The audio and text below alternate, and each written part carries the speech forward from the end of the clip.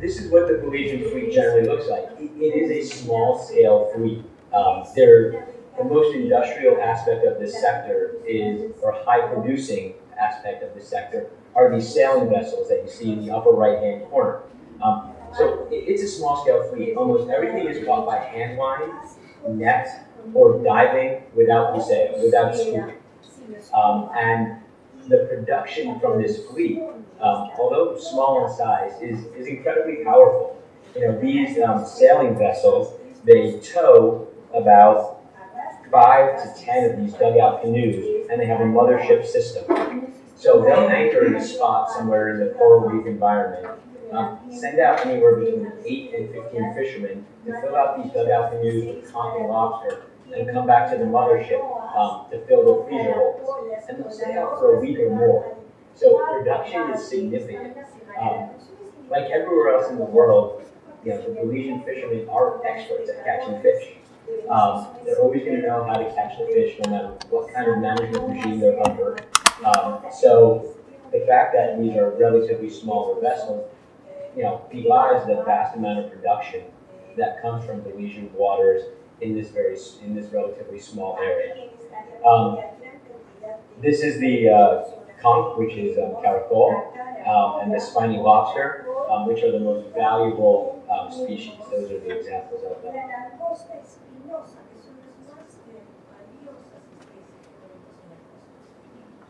And another aspect of the fishing economy is how important it is for the employment of women.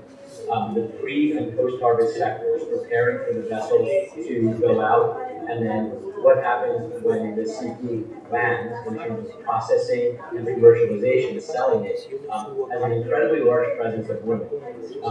So in terms of a sector of the economy which is productive and relatively safe and regulated, the role of women and the importance of the sector for women employment is incredibly important. So it really plays a role that is essential to the health of Belizean society overall. These are pictures of the barrier reef, and I show these because the health of the reef is also the pillar of another aspect of the Belizean economy, which is tourism, ecotourism, marine tourism. So the health of the reef, which largely depends on healthy, abundant, and biodiverse fisheries, is also critical to the most important element of the Belizean economy, which is tourism. Europeans, North Americans, people from all over the world come here to dive, snorkel, enjoy the beaches along the coast, enjoy the warm water. So we know that fisheries, and you all know that fisheries is very tied into the overall ecological health of marine systems. This is especially true for coral reefs, where an abundant and biodiverse population of fish keep this system healthy. And when you combine the tourism economy and the fisheries economy of Belize, you are talking over 30% of the GDP, and by some estimates, including direct and indirect employment, 40% of jobs. So in summary, without its fisheries, without its healthy fisheries, the threats to the Belizean economy are quite acute. And because of this, I'm happy to present today some of the great innovations that have happened in Belize by Belizeans with support from international organizations such as EDF to make sure this incredible natural asset and the resources that are generated from it is safe forever. So I'll go back 10 years to when EDF first started working in Belize. And we took a significant amount of time to learn about the fisheries and how they operate and the perspective of fishermen and what they were thinking and feeling about the fishery. And 10 years ago, this idea, this statement, is something that we heard relatively over and over again. That Belizean fishermen used to hundreds of pounds of they can't see the top of it. They used to get 200 pounds of lobster in a day, and now fishermen think 10 lobsters are good. And there was a couple things that we learned about. We learned about that there were key gaps in governance. We learned that some of these policies, which are good ideas, were not generating the results for a rebuilding healthy fishery. We saw that there was conflicts between fleets. Even at the small scale level, all these different gears and types of vessels are out there. Nets, lines, diving, and many different kinds of vessels coming from many different communities. So even in this small scale fishery, conflict between fleets and the resulting disharmony in some of these coastal communities was a big concern for the government and for the coastal communities. And finally, there was a general lack of cooperation and trust. There was mutual suspicion between the environmental groups, the fishermen, and the government. And this wasn't because of bad intention on anybody's part. There was an essential element in the fishery which was preventing better performance from the stocks, better livelihoods for fishermen, which was that it's an open access system. 10 years ago, generally, Belize was managed as an open access system, which meant fishermen could fish wherever they want. There was an unending number of fishermen that could enter into the sector. And except for Caracol, except for conch, which had a total allowable catch, there wasn't a direct control on the amount of production that could come out of the water. So despite some of the very good measures that Belize had put in place, this problem of open access management was preventing good performance from these systems, such as seasonal closures, resulting in a very healthy fishery.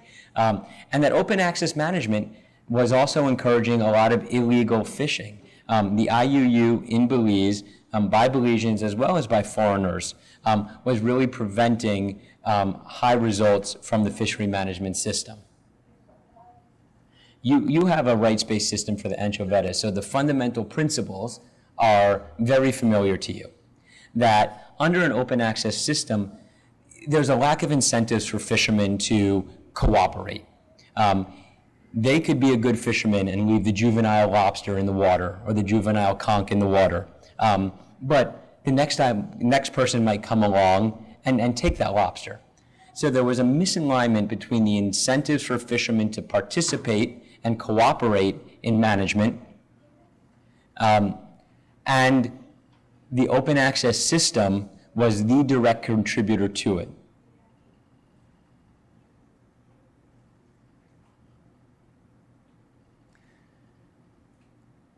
So this is not an atypical result of an open access system. When you have continuous increases in the number of fishermen and you see the amount of landings heading generally downward.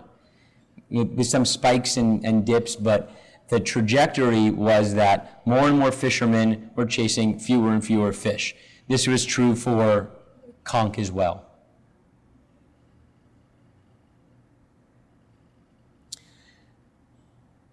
So with that understanding and with that research that EDF and a lot of our partners did to understand what was the underlying issue in the fishery, the government of Belize, the Belize Fisheries Department, the fishermen, and a network of non-governmental organizations and scientists decided to work on correcting the problem and addressing the question of open access in the most direct manner that we knew available, which was creating a rights-based management system for the small-scale artisanal fishery.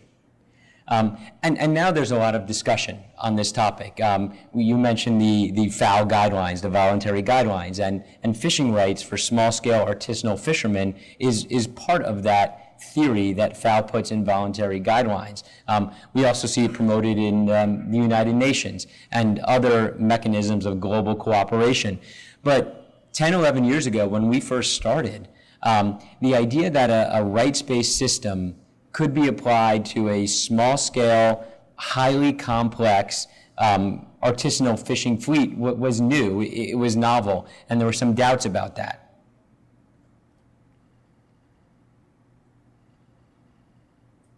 But there was also an understanding that the key underlying issue was about three things, and three things needed to change.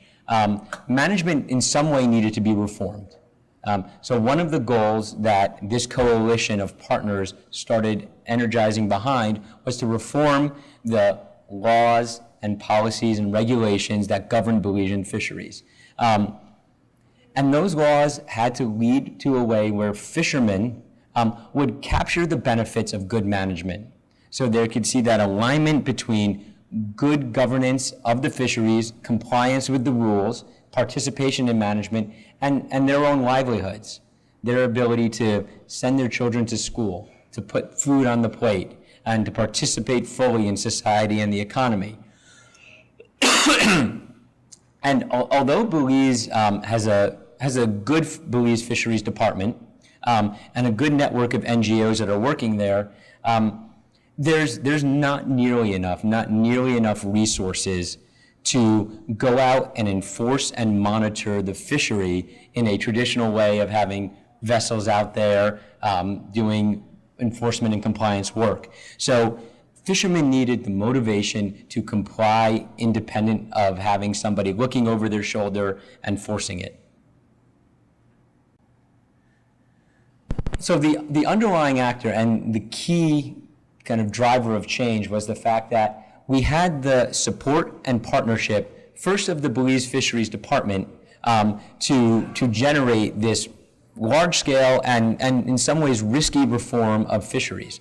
You know, when you tell a small-scale artisanal fleet that is used to fishing everywhere, fishing however much they want, and with reason, you know, acting as lords of the sea, nobody sails better than fishermen, to change to a rights-based system which was organized by some manner of changing that idea from an inexhaustible sea where a small-scale fleet could fish as much as they want without harming it, to one when a rights-based system is setting the fishery on the pathway to rebuilding and more economic value.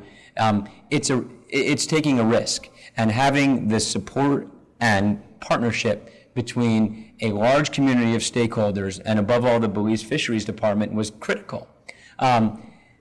One of the most important elements was to bring in and have full collaboration with the community of fishermen. So these organizations, the Belize Federation of Fishermen, the Belize Fishermen Cooperative Association, and the individual cooperatives, which were the main pillars of the Belizean fisheries economy. Those are the businesses that processed and exported lobster, conch, and other products, fully involved from the very beginning in discussions about how to reform the fishery. Having high-quality science was part of that. EDF brought a lot of that in, but our partnerships with the University of California, Santa Barbara, and the University of Belize, which had an incipient fisheries and natural resources management program at the time, was vastly important as well. And then there's the constellation of non-governmental organizations that were active in Belize. Some of these you might know just because they're active in Peru as well, but there was also an array of community-based, non-governmental organizations that were Belizean, that were drawn from the community, that were major actors in the coastal communities, helping to manage fisheries, helping to work on the development of the fishermen, that were key partners as well. And it's through building this coalition and collaboration that change started to happen. So what kind of change? We talked about how going from an open access system to a rights-based system is really a comprehensive shift in how people think about fisheries and how fishermen interact with government and fishermen interact with the resource. So what was fundamental was a top-down and bottom-up process simultaneously, where there was engagement with the government on legal reform, which continues through today, and creating a new framework for managing fisheries, a regulatory regime, as well as enabling and establishing principles of co-management, where fishermen, scientists, NGOs, and the government of Belize would figure out ways to work collaboratively on the water and in communities on managing the fisheries. At the same time, there was an enormous effort, an enormous investment put in by those partners on education, workshops, investment in the fishermen and the fishermen organizations themselves. If ultimately under a rights-based system, we're really relying on the participation and compliance and collaboration with fishermen, empowering them to become masters of their own destiny is essential. So as much as we worked very closely with the government on legal reform, the bulk of our investment was hiring and working with teams of Belizeans who were out in the communities every day, working with the fishermen to understand what are their goals, what are their challenges, what is their vision for their livelihoods to make their families and their communities much more robust. And from that, a vast capacity building and empowerment program was built so that there was meaningful collaboration on equal footing between the fishermen and communities and the government working on policy reform. And that's the enabling factor for innovation in fisheries management. If fishermen feel it's just coming from the top down, this vast reform, it could easily be rejected and cause social disharmony between the governing institutions and the fishermen themselves. And at the same time, because managing fisheries, as you well know, is complex and challenging, having that capacity in every fishing community on every boat to help manage the fisheries was essential to make the system work once the legal reform and the new management framework was put in place. And this is one of the things that I'll talk about over the next slide, is that what did this innovation in fisheries management look like in Belize?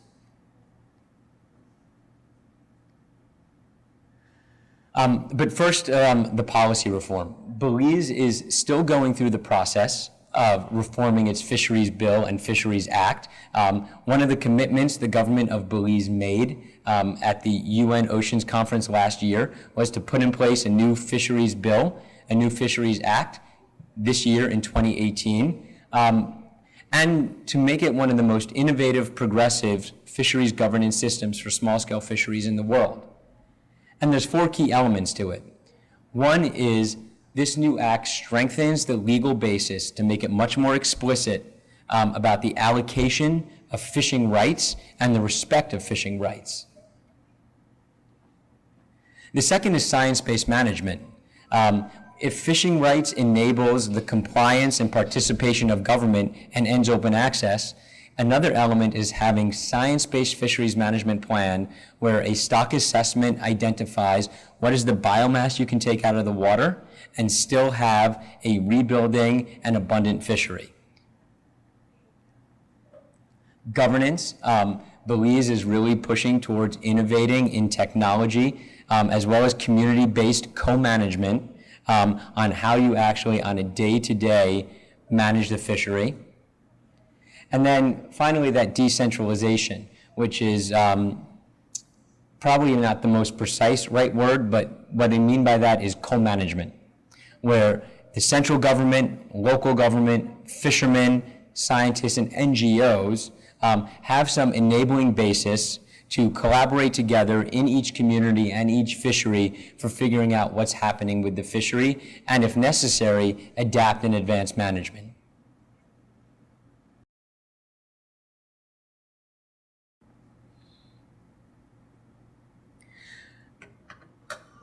The reform of the Fisheries Bill is a pretty significant thing for Belize. It's pretty well known that in Belize how important fisheries are, and it's not without controversy. But I think one of the things that Environmental Defense Fund and our partners did is making the very strong case why implementing a new fisheries bill with a foundation in fishing rights and science-based management was essential for Belize. The argument was made as important for EDF and other conservation organizations are to have conservation of the environment, healthy ecosystems. The main thrust of the argument is what is the economic upside of going through this reform process? What does it mean for jobs, What does it mean for the livelihoods of the fishermen communities? What does it mean for Belize's growth agenda?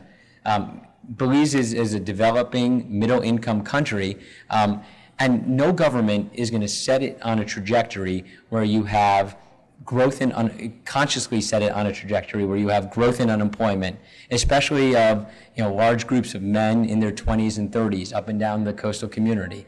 No government would make that decision. So we really had to make the argument and the thrust based on the economics. So one of the things that Environmental Defense Fund has been building are these bioeconomic models, which can project outward what are the possible and or likely impacts of reform in management.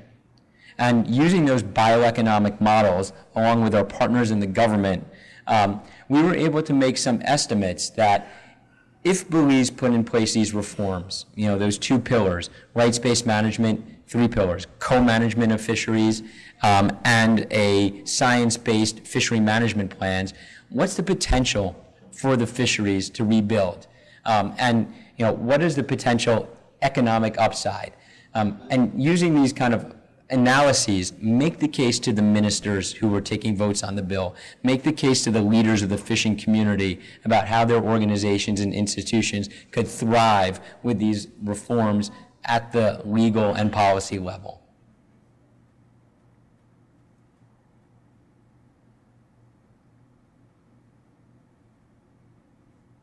So that's what happened largely up at the policy level. I want to talk a little bit about what happened at the community level in terms of working with fishermen on transforming their methodology of fishing from open access to that rights-based, what Belize calls managed access system. So I said earlier that a vast amount of investment and time on part of the NGO government community was made in being out in the communities on a day-to-day basis and listening to fishermen. For the first 3 years of our work, we didn't see any changes on the water. No new policies were put in place. It was out there doing a listening tour, essentially, and a collaboration in trying to understand how we could align these new policy ideas of rights-based fishing with the goals and the behaviors of fishermen. So a good amount of information was collected. And I'd say the most important information that we collected during this period of time wasn't on the biological intricacies of conch reproduction and lobster recruitment, but what did the fleet look like? Who was out there fishing? What kind of gears were they using? Where were they fishing? What were the fishermen seeing, and what did they want to change? And working closely in the communities, we came up with an essential design for what a rights-based system for a small-scale artisanal fishery could look like in Belize. The system, which I'm still learning about in Peru, fundamentally is based on ITQs. Where there is this division of quota amongst various actors in the fishing sector. Because of the specific nature of the Belizean fleets and the Belizean fishery, especially lobster and conch, which are those largely kind of benthic species that are less migratory, the Belizean government, NGOs, and fishermen came up with essentially a territorial use rights for fishing scheme, where specific areas would be designated for specific fishermen. These areas would be zoned, and fishermen would receive area-based licenses, where they could fish in 1 or 2 zones, depending upon the nature of their fishing and the nature of their boat. Community co-management was developed so that each of these fishing areas now has a committee called a Managed Access Committee comprised of NGOs, government, and fishermen who think about how do we manage this specific area. Each of these areas are built around fishery replenishment zones, no-take zones, areas that are biologically important to fisheries, either because of spawning or recruitment or critical habitat. There's a system of collecting data on catch and on in-water abundance surveys that are happening in each of these areas that fishermen are a core part of. Fishermen recording in logbooks what they're catching every day and reporting on that, and participating in verification of that data. So an idea of what is the production of these areas is critical to the territorial use rights or turf system. And finally, monitoring and enforcement, which includes collaboration between government and NGOs.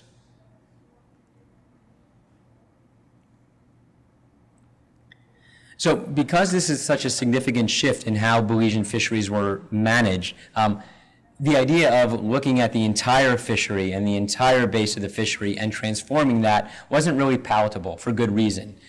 Pilot sites, 2 initial sites were used to test out these ideas, learn what worked, learn what didn't work, and then start thinking about how do you take these 2 ideas and scale them nationally so it affects the entire fishery.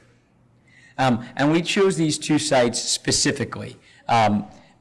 Belize, although small, has incredibly different fleet behavior as well as very different ecosystems.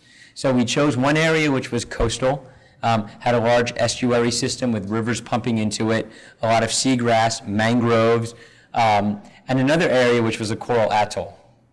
You have different types of fisheries there, with the coral atoll more dependent on lobster and conch, and this area called Port Honduras Marine area, more dependent on finfish. Different fleet behaviors, different types of fishermen, to really experiment that would rights-based fishing work with these territorial user rights fishing areas, these turfs, work for the broad spectrum that comprise the Belizean fleet.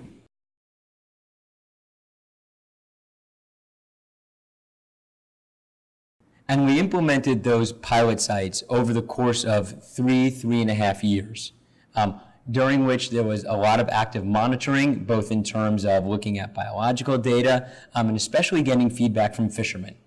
And we saw some behavior changes right off the bat for these areas.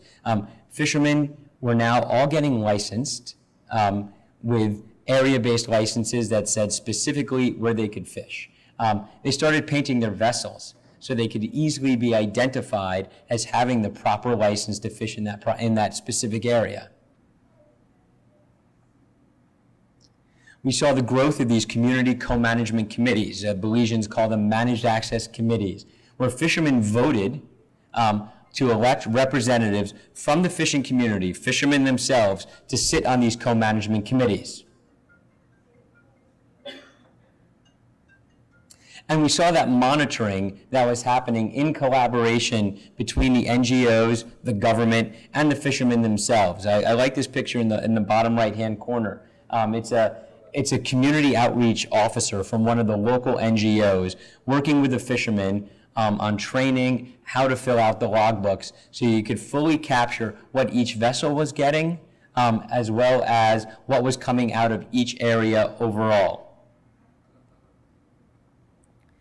And we noticed a couple of changes from those pilot areas, which gave us some indication that this idea could work nationally. It was only a 3-year process, so we weren't necessarily expecting to see the huge increases in productivity or abundance just in that short period of time. But we did see a reduction in illegal fishing by up to 90% by Belizeans within that 3-year period. So those no-take zones, for example, fishermen started to respect those a lot more. The amount of fishing in the closed season by Belizeans went way down.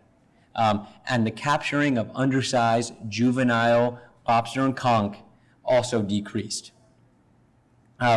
We also saw the beginnings of higher performance from those no-take zones, where densities, biomass, and biodiversity started improving.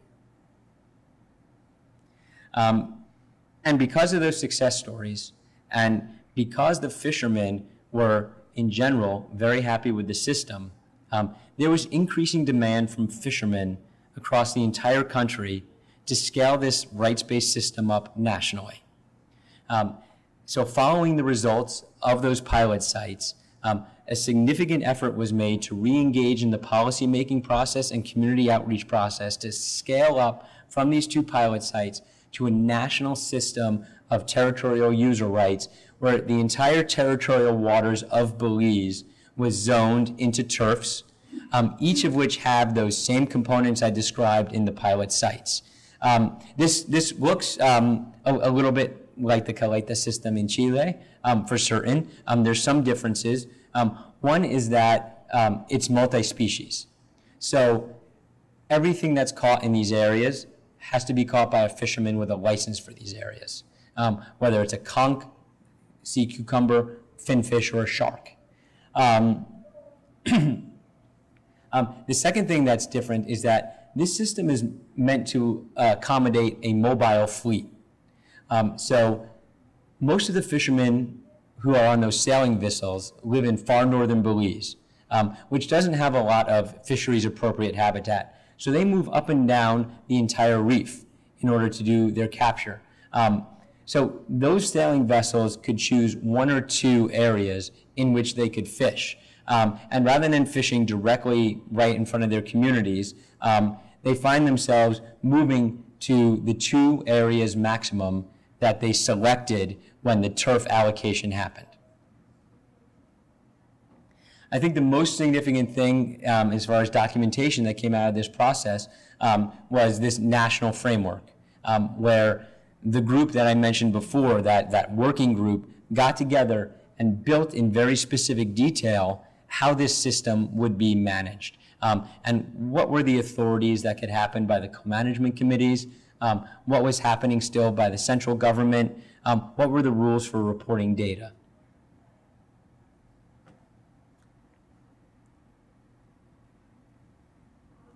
So one of the things that's happening now, now that we are 10 years into the project overall and about 3 years since the national rollout, is that we're seeing each of those individual turfs and those co-management committees that govern the turfs think about how to manage their areas a little bit differently. Even though there's this national framework that provides the overarching enabling rules and regulations for how these turfs are going to manage, there's a lot of leeway, there's a lot of flexibility for doing local innovations. So this is one of those turf areas that has taken a step further and thinking about how do you microzone the area in a marine spatial planning effort so that the multiple uses and potential conflicts could be accommodated. So this zoning system looks at a couple of things simultaneously. It looks at the fact that there's a couple of different types of vessels that fish in these areas and thinking about how do you zone those a little bit so there's some separation of them and less conflict. For the lobster trap divers, there's a specific area. For the sailing vessels, there's a specific area. This is also adjacent to one of the major tourism areas in Belize. So now there's the question of which areas should be zoned off specifically for tourism uses. The sport fishing and recreational fishing industry is a pillar of the economy. And the sport fisher wants to go out there and have a relatively high likelihood of capturing those things that they're looking for. So zoning areas specifically for that as well. And then the no-take zones, which are essential for the ecosystems-based performance of each turf, also zoned off. Now, this is a special example. These communities that are fishing in this area already had a lot of social capital. So this degree of collaboration in order to do something like this is unique. Other areas are still along that pathway to developing that collaboration and social capital. So we see kind of a wide array of performance in these turfs thus far, and there's still more work to be done for certain, but we do have some very good examples of these turfs where we're seeing these large-scale management changes happen.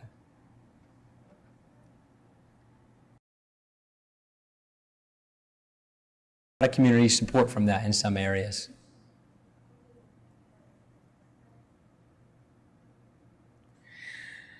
So 10 years on since we started this project and kind of 3 years on since we've been working on the national system, we have some initial indicators of positive changes. This isn't all because of the territorial use rights system, but the territorial use rights system, the rights-based system, is underlying and motivating a lot of the change which is resulting in some of these positive indicators. So the Healthy Reefs for Healthy People is a coalition of scientists, both tenured professors and citizen scientists in communities, collecting data and making observations on the entirety of the Mesoamerican barrier reef system, including Mexico, Belize, Honduras, and Guatemala. The Belize portion of it has started to show an upward trajectory in some of the key ecosystems indicators that are telling us there are some improvements happening. The first is that commercial fish biomass has generally increased since 2006. In those no-take zones, Belize is seeing more biomass and more biodiversity. Specifically, we're seeing parrotfish biomass continuing to increase and a slight decline in fleshy macroalgae. And this is critically important for the health of the reefs. I mean, we know reefs are under a lot of stress. The bleachings that have happened over the last 8 years, they're going to happen again. Climate change is having an impact on these systems. And one of the goals of this project is to make them as resilient as possible. For Belize, having a healthy population of parrotfish, which are herbivores, to eat the macroalgae off the reef system is essential for the overall function of the reef. And then we've also seen that coral cover, which has kind of fluctuated over that 10 years, has generally improved, the live coral cover. These are just initial findings. The tracking and monitoring of this is going to continue to make sure that that upward trajectory continues, or if not, what modifications need to be made. So this large-scale change, going from open access to rights-based fishing, is not secure and permanent on its own. It is an underlying factor that drives and motivates other changes and other innovations which can secure Belize's fisheries in two principal ways. One, making sure that the stocks rebuild, and two, making sure that there's significant economic benefits for the fishermen who are taking these risks to change the way that they've been fishing. And I want to close this presentation with a few comments about kind of what's happening now.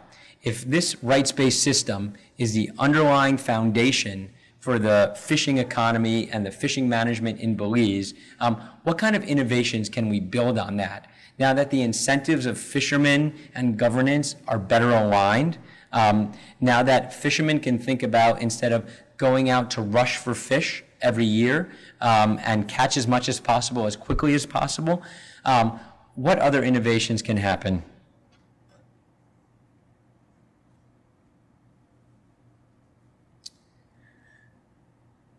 So in thinking about that, we looked at what are some of the success. Well, I'm going to come back to this actually. So one of the things that's happening now, under the new law, Belize is putting in place specific stock management based on science for all its major fishing stocks.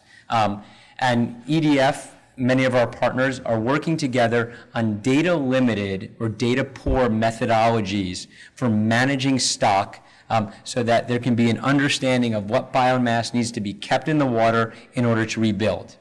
And this is one of those innovations that's happening in small-scale fisheries and artisanal fisheries globally.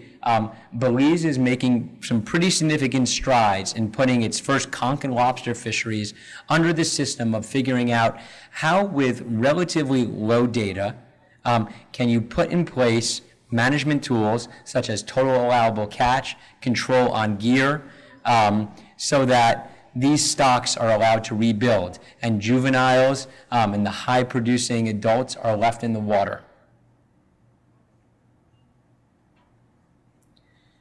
One of the reasons why Belize is increasingly confident and increasingly motivated to put these systems in place is because of the collaboration and participation with fishermen now. Under the stock assessment and science-based system, we need to know how much biomass is coming out of the water, and what are the size and lengths of some of those species. And the rights-based system is starting to provide that data. Last year at the United Nations Oceans Conference, and just a few weeks ago at the World Ocean Summit in Playa Carmen, Mexico, Belize affirmed a commitment to increase its network of no-take zones by threefold. When we first started working, and to this present date, about 2.8% of Belizean maritime territory is covered in these protected areas, these no-take zones. Belize, with the support of fishing communities, has now made a commitment to increase that up to 10%. This is exciting for the tourism industry, it's exciting for the sport fishing industry, it's exciting for the fishermen. And something this bold and something this exciting really couldn't have happened without having those underlying fishing rights that are motivating this type of change. Fishermen are starting to experience the spillover effect of having these no-take zones in place, so they're happy to have more of them. I wouldn't say happy. There's not 100% affirmation, and it's been a lot of long back and forth process to make this happen, but the fact that it is happening is fairly remarkable.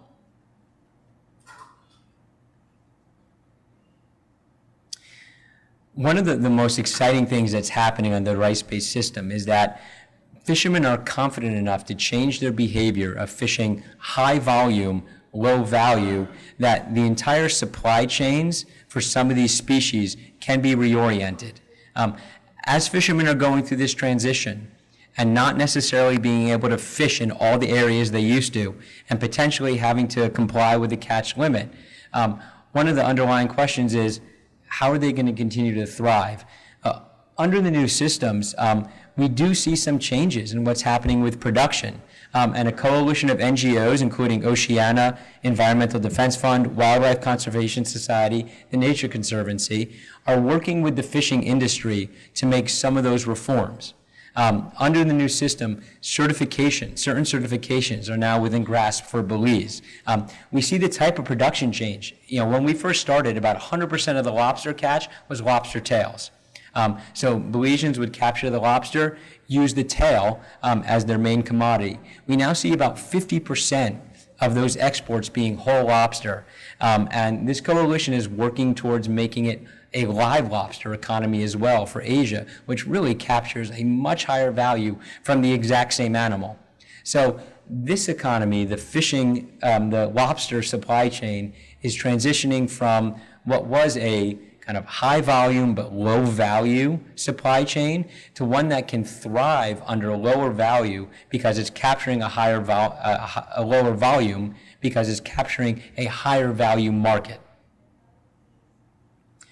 There's also, I've talked over the last couple of days with a lot of your representatives.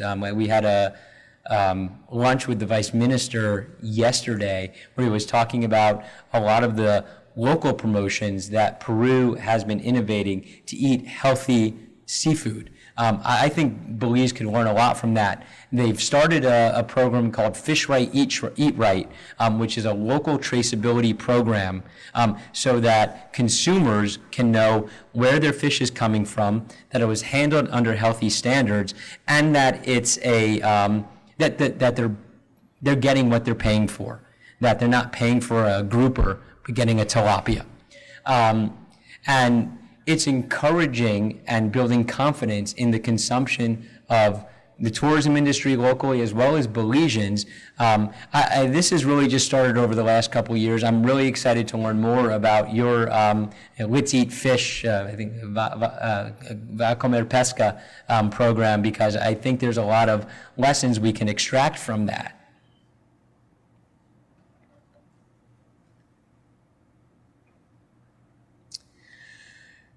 And finally, what we're seeing now is that with the improvements made in fisheries management and the impact that's having in communities, on the economy, on the ecosystems.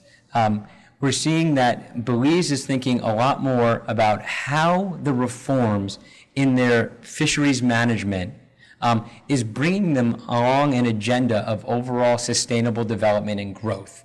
And how do these reforms that are being made align with its sustainable development plan that's consistent with the United Nations Sustainable Development Goals. So I think the most obvious one is Sustainable Development Goal 14, life below water. The reforms that are happening in Belize are obviously having benefits for this goal. But it goes well beyond that. Poverty reduction, reducing hunger, the health and well-being of the communities, quality education, that outreach to fishermen on how to do science, the outreach to their children on how that works has been an essential part of this reform. Gender equality is part of that. All of that processing of lobsters and whole lobsters that's happening in the cooperatives, the majority of that work is happening from women. And a lot of the market commercialization locally is also happening by women. So, maintaining the economic empowerment of the women in the fisheries sector has been an important goal and aspect of this reform. Decent work and economic growth, improving industry and infrastructure, reducing inequality, responsible consumption of goods and services, and then climate action, particularly building a more resilient and adaptable Mesoamerican reef system, are all attributes of this transformation. I want to just go back to a couple of slides that I skipped over before. About what are some of the major successes of our lessons learned, and what we now know that we should have or could have done differently. What did we take from this 10-year process that worked? This is a bit of a review of what I've said already, but that investment in building capacity, empowering stakeholders and partners is probably the most important thing that we did in this process.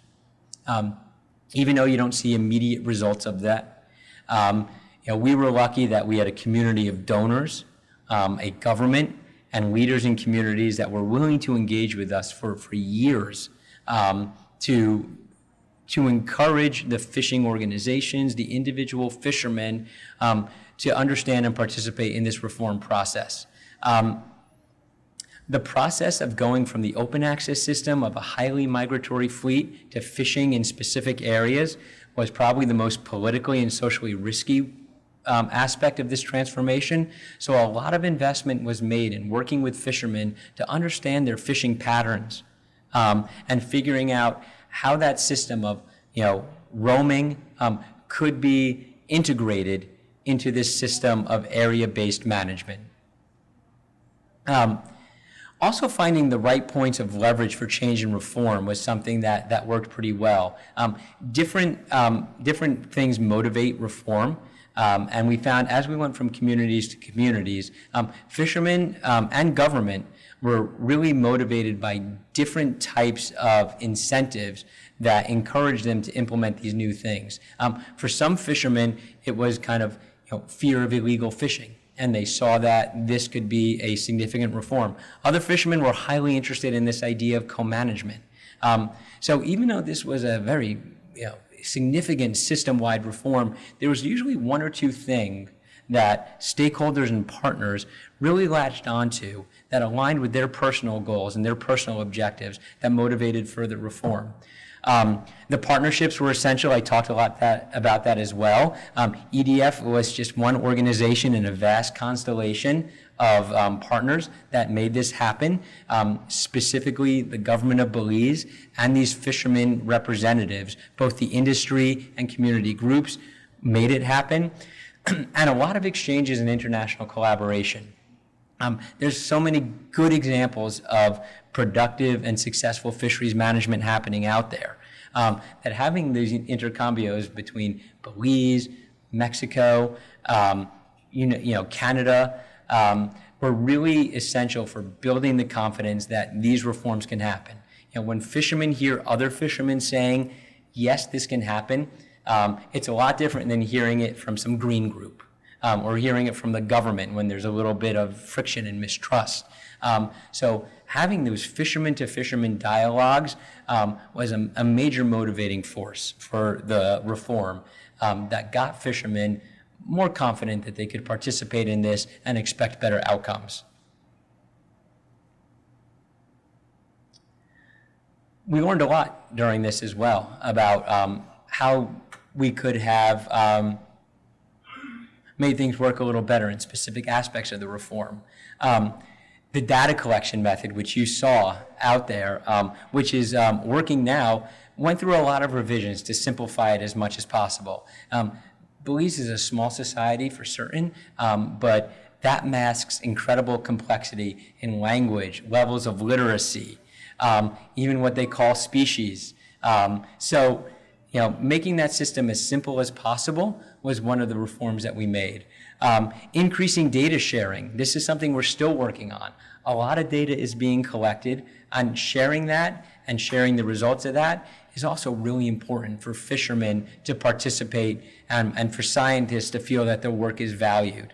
Another thing we're still working on is clarifying rules for new entrants. Belize has a growing population. Vast majority of the population is under 30. Those people are having babies. So the questions arising is that as the resource recovers and as these areas become more productive, should more fishermen enter into the system and under what conditions? One of the things we found that was kind of most successful in our outreach was rather than having meeting after meeting in community centers, in local villages, going out to sea to do the trainings and to do the engagements was incredibly effective. So our Belizean teams were going out boat to boat to do a lot of those trainings. Fishermen like to be on the water more than in windowless conference rooms. And one of the things I wish we had done differently was thinking about those supply chains very early on in the process. Right now, now it started about 7 years after we started, we're seeing some of those transformations in value chains and certifications to drive higher prices to fishermen as they go through this process. In retrospect, I would have started on that aspect of the work much earlier.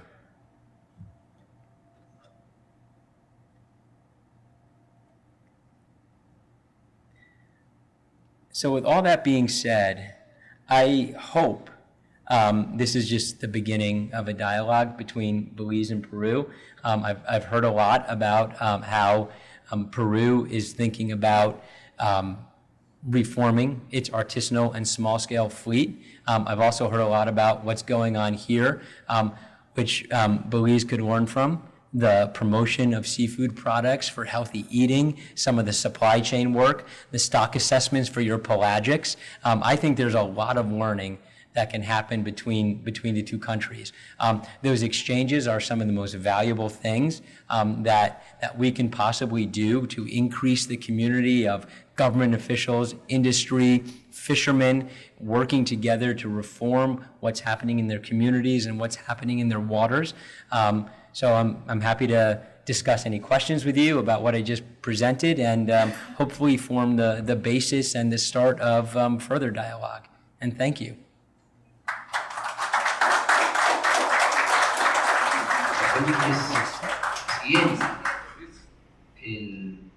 La congestión de las áreas marinas es un tema muy importante para nuestra calidad. En ese sentido, yo le pediría que si nos puede detallar un poco más o describir respecto a la organización para esta congestión. Es decir, quién es el presidente, el director ejecutivo, los órganos o áreas en que está compuesta para el desarrollo de esta congestión. Asimismo, una segunda pregunta, ¿en qué consiste el trabajo conjunto con la industria en esta congestión? The co-management system is really what we're relying on to make this work, because it has to come from each community and each groups of fishermen to generate support as well as good monitoring of the system. So your question is exactly on point. And one of the things I would say is that in some areas we're seeing a lot of good results in co-management fairly quickly on that level of collaboration. A lot of it requires more work and attention, and it's really based on kind of the social capital that exists amongst fishermen and between fishermen and other organizations. So some of these communities have very high-functioning fishermen associations that are based in each of those communities that have strong organizing structures. They're funded by development agencies like the Inter-American Development Bank and the World Bank, and they have I'd say a very high capacity for engaging with education and training. So these organizations were a very important motivating force in getting co-management developed. We also had the role of the fishing cooperatives, which is the industry. It's probably there's a Belize Fishermen Cooperative Association, which is probably the organization in Belize that most resembles SNP as far as a kind of umbrella organization organizing the commercial part of the fishing sector. They operate at a national level, but are incredibly important, the cooperatives, politically as well as industrially. So, involving them in the process as well. But I think it was the elections and the kind of generation of community involvement in this election process where they got to choose their representatives to speak for them on these co-management committees that has been important as well. So we see a lot of kind of functioning of how the social capital, social capacity of Belizean's fishing society is organized. Associations operating at the very local level up to the cooperatives, which have an industrial role in terms of processing, flash freezing, and exporting the product. And both of those were involved in working between the NGOs, government, and fishermen in developing co-management. ¿Qué aspectos es la cogestión por parte de los pescadores? Pero además, en esta gestión intervienen otros actores, ¿no? Por ejemplo, se menciona mucho a las ONGs. ¿De qué manera las ONGs participan en la gestión pesquera? Por el gobierno. Pero además las universidades, ¿no? Participan la Universidad de California, la Universidad de Berkeley. ¿De qué manera todos estos actores participan en esta gestión? ¿Qué aspectos? Por otro lado, por lo visto, ya todos los recursos de Belice, los recursos pesqueros, están plenamente explotados. Ya se ha llegado al máximo de rendimiento sostenible por lo menos la absoluta mayoría de especies. Entonces, eso significa que debe cuidarse mucho el esfuerzo pesquero, o sea, no debe incrementarse el esfuerzo pesquero.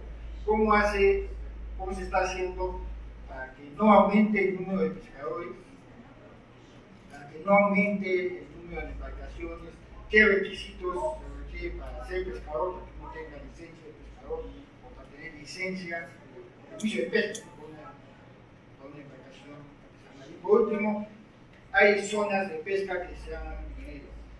Obviamente, para controlar que las embarcaciones estén en su zona de pesca respectiva, se necesita sistemas de monitoreo satelital. Las embarcaciones, todas las embarcaciones tienen sistemas de monitoreo satelital. Ahí las embarcaciones son chicas, son relativamente chicas. Entonces, ¿cómo hacen para abaratar los costos de este tipo de monitoreo satelital a fin de que todas las embarcaciones puedan tenerlo? Gracias. So, the first part of your question was about co-management.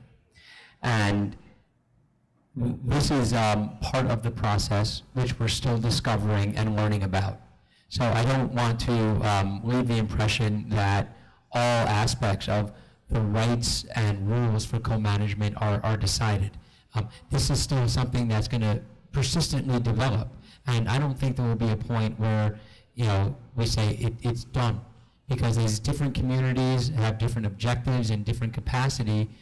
We'll see a lot of diversity in how co-management works in Belize.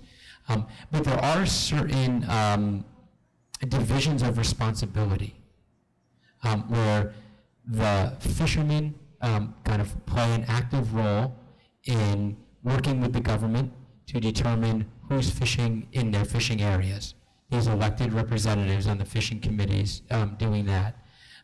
Where we see the NGOs and the universities play advisory roles on developing the scientific analysis of the stocks and how those stocks are monitored throughout the season, throughout the year, to make adaptive management in the regime if possible. And they have that very specific role. NGOs are there to also help coordinate between the different actors on the co-management and to help them raise funds. The monitoring issue that you mentioned is probably one of the most interesting ones where we're seeing a lot of diversity.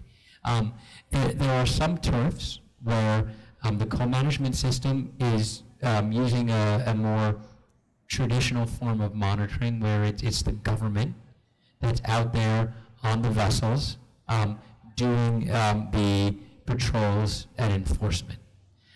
But there are other areas that have extremely innovative systems of monitoring and enforcement, where the government actually deputizes local NGOs, Belizean NGOs, as co-managers, and their staff are deputized as rangers and enforcers, and will be out on the water with full authority to conduct enforcement options. And then one of the things that we've seen change under the rights-based system is increased anonymous, often, reporting by fishermen when they see illegal activity happening, especially when they see vessels that don't belong in their use area coming into the zone. So that anonymous reporting has been important as well. Belize is trialing different systems of VMS right now. They're not satellite-based. There are some real interesting, less expensive cellular-based systems that are being trialed, and these things are being tested. And we can see how the adaptation of technology can make this happen easier. Wildlife Conservation Society has been testing things like drones to look at an area that they help co-manage. What type of role can drones play and remote surveillance in enforcing the integrity of these zones? And I think all these technological innovations can lead to much better much better enforcement and execution of the areas. But I still think the most fundamental thing is thinking about how to involve the 3,000 fishermen that are out there every day in the monitoring and reporting. There are resource constraints inevitably, and technology and salt water and salt air don't always go well together, especially more simple technologies on small boats that are constantly covered with water. The seas are rough out there, especially once you get beyond the barrier reef. It's some big water, and having the kind of human element and the incentives for compliance and incentives for monitoring from those 3,000 fishermen out there is still a fundamental core for how we are going to make sure that there is compliance with this system. ¿Cuánto se ha aportado la fiscalización y quién ha ejercido ese aporte fundamental? And that is still kind of generated by the central government authority, which licenses the fishermen. But it's the local co-management bodies that help reduce the threat of informality, where they're looking at specific lists with specific criteria and rules for who can fish in those areas. But the government maintains the authority for licensing the fishermen, which helps combat some of that informality. And there is a very strict requirement that if you're a commercial fisherman, you need a commercial fishing license. The fact that there are now these smaller territorial use areas that are managed locally is helping combat the use the informality. One of the things that was having a negative effect on the fishing sector was that there were some foreigners who were licensed to fish in Belizean waters when we first started working, because the licensing system was kind of fairly informal, less rigorous, with less verification. And we've seen that change remarkably, where it's only kind of bona fide Belizean residents or citizens who have licenses to fish out there. But ultimately, Belize is small enough that there can be this kind of central licensing authority that maintains the directive to give out the licenses to the fishermen. So there is, and I'll use this word more deliberately, decentralization of authority to states and regions and municipalities to do that licensing. Because there is this growing realization that if it only happens from the central government, from the federal government, the risks of growth in informality are too acute. And it is a constant dialogue between them to understanding what's happening out there and the managers on the land on what decisions they ought to take. There is a lot of science in Belize, a lot of very good science in Belize, because they're right up against Mexico and United States, which have good marine research institutes. But nothing is as good as having those thousands of fishermen out there every day, helping understanding what are the ecological conditions. The local knowledge that's also been essential is understanding how the fleets operate, understanding what is the role of fish in their communities from a cultural value standpoint. So this system can be implemented and adapted without causing an affront to some of those key kind of cultural attributes that come along with fishing, which is pretty essential. There are some local traditional foods for some sub-ethnic and racial populations in Belize that are kind of highly dependent on specific kinds of fish. There's a lot of tradition on shark panades in northern Belize, and I'd say it's one of the highest risks is to affront the cultural sensibilities of the role fish play in society, and that's something that we're making sure is incorporated into the management regime. Verification of catch, still something we're working on for certain. So right now it's generally happening manually, where patrol boats go out and they will look at what's being captured in the logbooks, or it's happening at landing sites and it's looking at what's happening in the logbooks to verify that what's in the hold is what's in the logbook. But I think a lot of the motivation is going to start happening from market pressures, which is new systems of traceability and verification that are based on apps and also based on demands of the consumer will start building in reinforcement for compliance with those logbooks. For example, that Fish Right, Eat Right program, where certain restaurants will only buy and promote seafood that meets certain criteria. One of those criteria is that fishermen are actively submitting for verification of what their logbooks have versus what's in their hold. So I think those types of pressures will happen to improve the validation of what's in there as well.